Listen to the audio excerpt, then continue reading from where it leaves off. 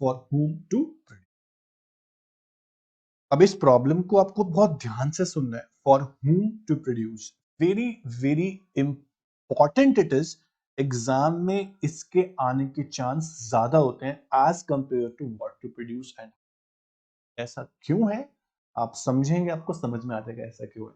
मुश्किल नहीं है बट इंपॉर्टेंट है, ध्यान से सुनना। फॉर whom टू प्रोड्यूस, इसका एक और नाम होता है बेटा, इसका नाम होता है एक और प्रॉब्लम ऑफ डिस्ट्रीब्यूशन। क्या नाम होता है? Problem of distribution. देखो डिस्ट्रीब्यूशन आपको लिख रहा है, ये आप लिख सकते हो प्रॉब्लम ऑफ डिस्ट्रीब्यूशन।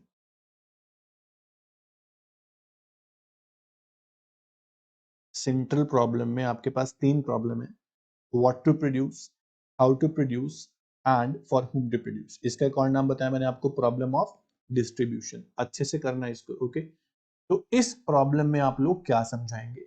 आप लोग ये बताएंगे कि जब भी प्रोडक्शन होता है इकोनॉमी के, देखो बेटा प्रोडक्शन होगा तो वो डिस्ट्रीब्यूट भी होगा, लेकिन यहां गुड्स सर्विस डिस्ट्रीब्यूट करने से पहले आपके माइंड में ये आ जाना चाहिए कि जब प्रोडक्शन हुआ, ध्यान से सुनना ध्यान से, जब प्रोडक्शन हुआ, जब हमने प्रोडक्शन किया था, याद करो जब प्रोडक्शन किया था तो पक्की बात है हमने फैक्टर्स ऑफ प्रोडक्शन की मदद ली होगी।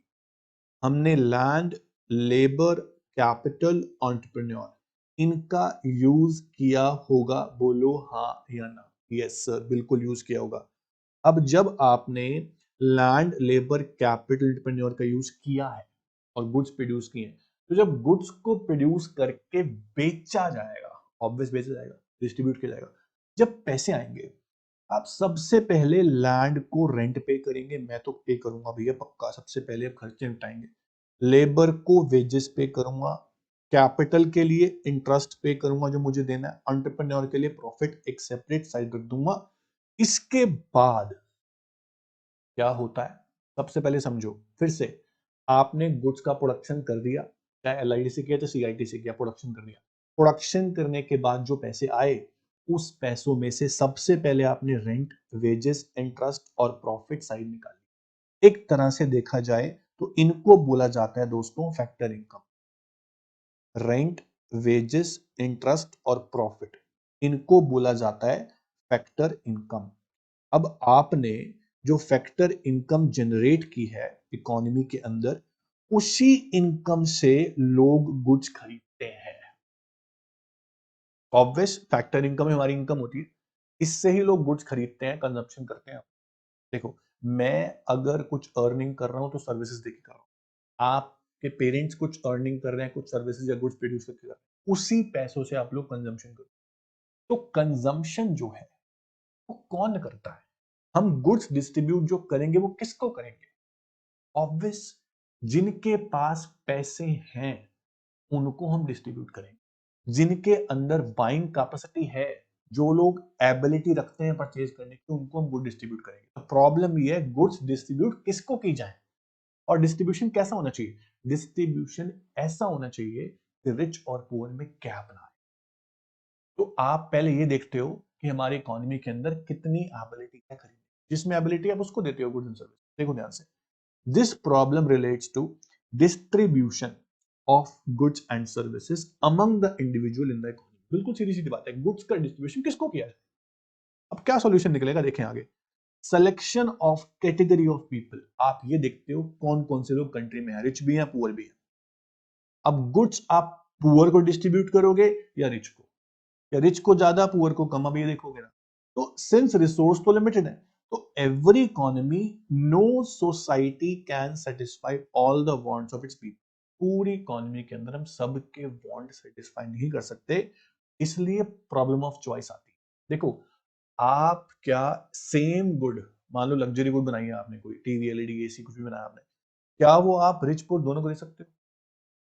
आप सिर्फ एलईडी उनको दोगे आपने उनके लिए प्रोड्यूस किया है जिनके अंदर कैपेसिटी है पे करने की। तो आप पुअर का वांट सेटिस्फाई नहीं कर सकते एलईडी वाला। तो problem of choice arises, goods are produce for those people who have the paying capacity. आप गुड्स डिस्ट्रीब्यूट उनको करते हो जिनके अंदर पेइंग कैपेसिटी है। और पेइंग कैपेसिटी डिसाइड कैसे होती है? कि लोगों की इनकम कितनी, लोगों की इनकम कितनी है। इट मींस ये प्रॉब्लम कनेक्टेड किससे है, डिस्ट्रीब्यूशन ऑफ इनकम से among the factor of production, यानी land, labour, capital, land, labour, entrepreneur, उनको कितने पैसे मिले हैं उससे जज कर पाते हैं हम कि वो खरीद पाएंगे या नहीं। तो आपको दो चीजें देखनी है, एक तो फंक्शनल डिस्ट्रीब्यूशन, एक फैक्टर डिस्ट्रीब्यूशन यानी पर्सनल डिस्ट्रीब्यूशन। फैक्टर डिस्ट्रीब्यूशन और फंक्शनल डिस्ट्रीब्यूशन सेम चीज है। अब देखो, जब हमने गुड्स प्रोड्यूस कर दी, मैंने बात समझाई थी आपको भी, आपने गुड्स प्रोड्यूस कर दी, गुड्स प्रोड्यूस करके जो पैसे आएंगे, आपने मदद ली थी लैंड की, लेबर की, उनको आप पैसे दोगे। It involve deciding the share of different factor of production. अब दिक्कत ये आती है कि लैंड को कितना रेंट दें, लेबर को कितने वेज डिस्ट्रीब्यूट करें। तो इसका सोल्यूशन ये है कि आप सबको उतना उतना डिस्ट्रीब्यूट करो जितना उनका प्रोडक्शन में शेयर है। व्हाट इज पर्सनल डिस्ट्रीब्यूशन, कि नेशनल इनकम जनरेट जो आप कर रहे हो उसमें रिच और पुअर को कितना डिस्ट्रीब्यूट, रिच और पुअर में गैप ज्यादा ना हो, इस तरह का डिस्ट्रीब्यूशन होना चाहिए। तो हमारी कंट्री के अंदर पक्का प्रॉब्लम आती है डिस्ट्रीब्यूशन की, यार गुड्स तो बना दी, अब इसको डिस्ट्रीब्यूट कैसे करें। तो सिंपल सा सॉल्यूशन है, आप गुड्स डिस्ट्रीब्यूट उनको करो, पहली बात जिनके अंदर पेइंग कैपेसिटी है। और पेइंग कैपेसिटी डिसाइड कैसे होती है, कितनी कंट्री में फैक्टर इनकम जनरेट हुई है। अब वो इनकम का डिस्ट्रीब्यूशन भी आपका इक्वल होना चाहिए, जितना कंट्रीब्यूशन जिन्हें दिया है उतना डिस्ट्रीब्यूट को करो, तब जाके आपकी प्रॉब्लम ये ठीक हो पाएगी, वरना प्रॉब्लम चलती रहेगी। हमारी इकोनॉमी में ऐसा ही है, रिच पुअर में गैप बहुत ज्यादा है और फैक्टर्स को प्रॉपर डिस्ट्रीब्यूशन भी नहीं हो पाता है। ये प्रॉब्लम चलती आ रही है हर इकोनॉमी के अंदर, हर इकोनॉमी की प्रॉब्लम ये होती है। तो सॉल्यूशन लिया है, डिस्ट्रीब्यूशन कैसा होना चाहिए, फेयर एंड जस्ट। अब इसका गाइडिंग प्रिंसिपल क्या है कि urgent wants of each productive factor are fulfilled to maximum possible extent. जितना हो सके हम अर्जेंट वांट्स पहले पूरे करें सोसाइटी के, बाद में कोई डन। ये थी problem of whom to produce. इसका क्वेश्चन एग्जाम में ज्यादा आता है, आपको समझ में आ रहा होगा क्यों आता है, क्योंकि ये थोड़ी सी कंसेप्चुअल है, थोड़ा ज्यादा समझना पड़ता है इसके अंदर।